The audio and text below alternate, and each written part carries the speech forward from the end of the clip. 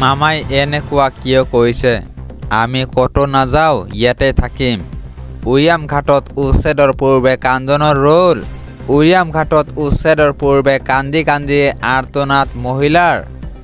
আমি য'তে যাওঁ তাৰ পৰাই খেদি দিয়ে চৰকাৰে। মামাই আমাৰ লগত কিয় এনেকুৱা কৈ আছে? আমি ইয়াতে জন্ম হৈছোঁ, ইয়াতেই মৰিম, আমি ক'তো নাযাওঁ। নগাঁও গ'লেও আমাক খেদি দিয়ে, ক'ত যাম আমি? আমাৰ জন্মস্থান ইয়াত, আমাৰ সন্তানো ইয়াতেই জন্ম হৈছে। আমাক গুলিয়াই দিয়ক, কিন্তু আমি ইয়াৰ পৰা নাযাওঁ। উৰিয়াম ঘাটত উচ্ছেদৰ পূৰ্বে মহিলাৰ কান্দন। হিয়া ডাকুৰি কান্দি মুখ্যমন্ত্ৰীক আহ্বান জনালে উচ্ছেদিত মহিলাই। মৰিলেও আমি ইয়াতেই মৰিম।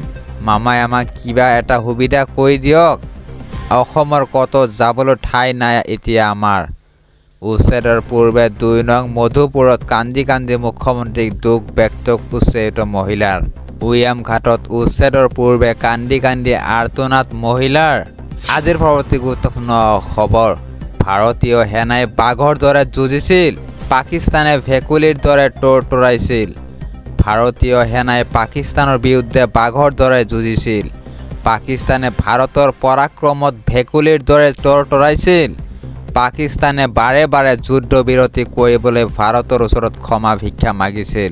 বিৰোধীয়ে আমাৰ কিমান বিমান ধ্বংস হ'ল সেইটোৱে সোধে। পাকিস্তানৰ কিমান বিমান ভাৰতীয় সেনাই ধ্বংস কৰিলে সেইটো নুসুধে।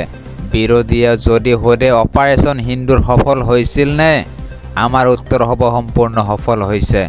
বিৰোধীয়ে যদি সোধে পাকিস্তানৰ বিৰুদ্ধে যুদ্ধত ভাৰতীয় সেনাৰ কিবা ক্ষতি হৈছে নেকি?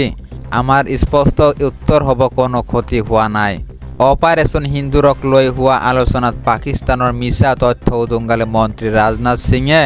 পাকিস্তানৰ লগতে বিৰোধীক তুলা ধুনা ভাৰতীয় প্ৰতিৰক্ষা মন্ত্ৰীগৰাকীৰ। আজিৰ পৰৱৰ্তী গুৰুত্বপূৰ্ণ খবৰ। ভাৰতীয় সেনাৰ বৃহৎ সফলতা। সেনাৰ হাতত পেহেলগাম কাণ্ডত জড়িত ৩ সন্ত্ৰাসবাদী নিহত হৈছে। সন্ত্ৰাসবাদৰ বিৰুদ্ধে ভাৰতীয় সেনাৰ বৃহৎ সফলতা।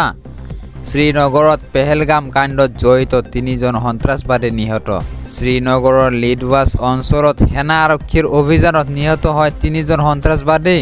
মষ্ট ৱান্টেড লস্কৰৰ কমাণ্ডাৰ মুছা নিহত হয়। পেহেলগাম আক্ৰমণত জড়িত আছিল সন্ত্ৰাসবাদী কেইটা।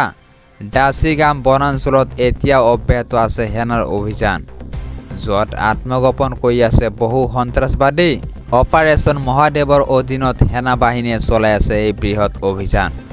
পেহেলগাম আক্ৰমণৰ সৈতে জড়িত TRFৰ কেইবাজনো সদস্যক গ্ৰেপ্তাৰ। বৰ্তমানেও লিডৱাছত চলি আছে অভিযান, য'ত TRFৰ সন্ত্ৰাসবাদী লুকাই থকাৰ সন্দেহ ভাৰতীয় সেনাৰ।